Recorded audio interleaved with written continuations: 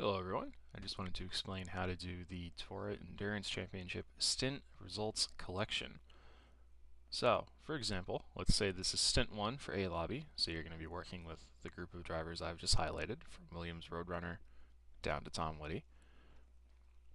So now that you have those, the first thing you're going to put in is the distance of the LMP1 leader in miles. So just for the sake of the argument, let's say that it's HCR Hamish and he's done 170 miles. We'll put 170 in there. Okay, so now we've got that. Now, the next piece of data that you can immediately put in is a 0 under distance to first for Hamish, because he's clearly the leader.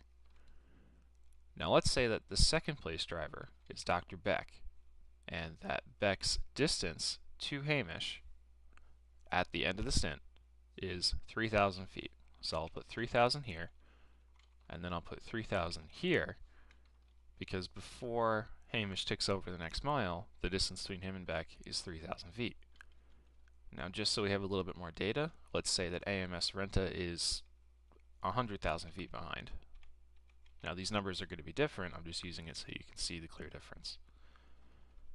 So after you record all these distances in this column to the LMP leader, so basically everyone's going to be stopped and you're going to get every driver's distance to the leader. In this case, it would be HCR Hamish.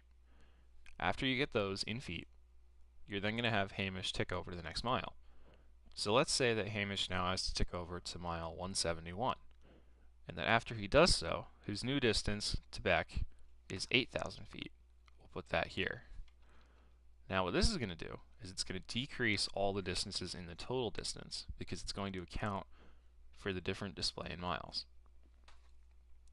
So now you can see that you have Hamish and Beck separated by 3,000 feet, because if you do the math, this adds up to about 3,000 feet, and you have Hamish and Renta separated by 100,000 feet.